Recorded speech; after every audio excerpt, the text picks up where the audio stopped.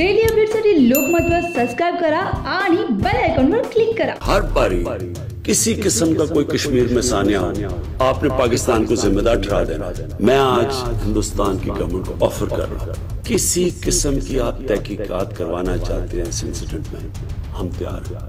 अगर आपके पास कोई एक्शनेबल इंटेलिजेंस है कि पाकिस्तान इन्वॉल्व है, वो हमें दे। मैं आपको गारंटी करता हूं कि हम एक्शन लेंगे। शुरू करना तो जंग इंसान के हाथ में होती है, लेकिन जंग खत्म करना इंसान के हाथ में नहीं होती। ह्या खरं म्हणजे चोरांच्या उलट्या बॉम्ब आहेत। मला असं दिसते की ह्या हल्ल्यानंतर भारताची तयारी दर्शवलेली आहे सगळी, आणि जगभरातून प्रेशर येण्याचा प्रयत्न करतो आपण भारत। त्यामुळे पाकिस्तान थोडंसं रॅटल झालेलं आहे, पाकिस्तान थोडंसं घाबरलेलं आहे, बॅकफुटवर गेलेलं आहे। म्हणून त्यांनी प्रेस कॉन्फरन्समध्ये सांगितलं की आम्ही सगळं मदत करायला तयार आहोत।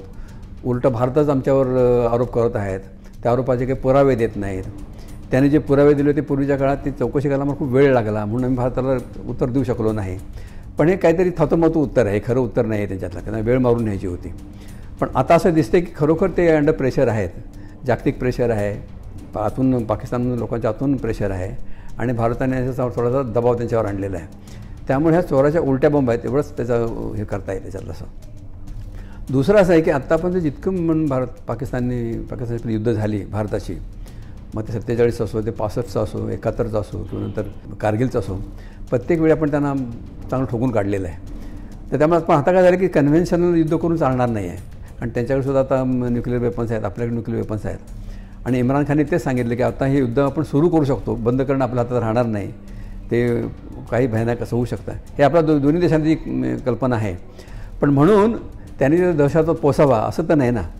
जे लोक दहशतवाद करत आहेत त्यांच्यावर कारवाई करायचं आपलं हेच मागणं आहे।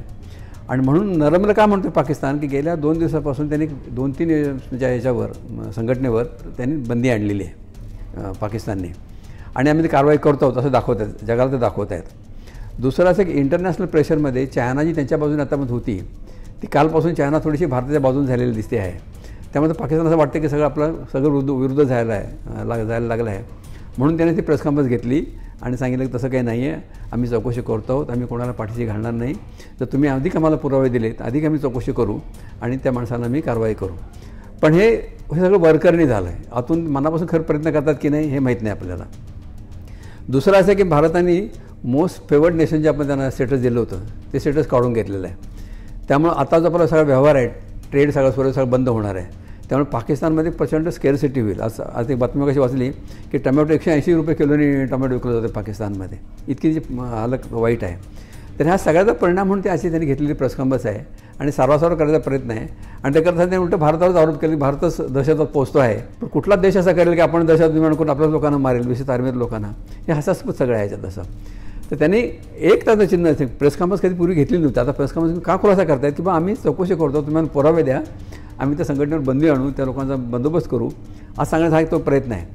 तुम्ही जर पाहायला असेल ते सांगण्याची बॉडी लँग्वेज जी होती ते मेजर जनरल हसीब गफूरची, ती एवढी अशी विश्वासार्ह वाटत नव्हती।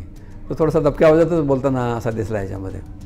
तर त्यामुळे असं दिसतं की पाकिस्तानला तसा दणका बसलेला आहे, त्यांनी भीती घेतलेली आहे, जागतिक प्रेशर त्यांच्या विरुद्ध सगळं होऊ लागलेलं आहे, देशांतर्गत त्याचे मोठे प्रॉब्लेम्स आहेत। इम्रान खानला थोडी स्टॅबिलिटी आणायची, नुकतं सरकारचं निवडून असल्यामुळे त्याला थोडंसं स्टेबल व्हायचं, सरकार ठेवायचं आहे। त्यामुळे त्यांना युद्ध परवडणार नाही, आणि त्यांनाही माहिती आहे की भारतामध्ये प्रचंड असंतोष आहे, रोष आहे लोकांच्या मनामध्ये। त्यामुळे भारत काहीही करू शकतो ही भीती पाकिस्तानला आहे, आणि त्या भीतीतून कशी पळवाट काढायची तर हा एक त्याला प्रकार दिसतो मला समोर।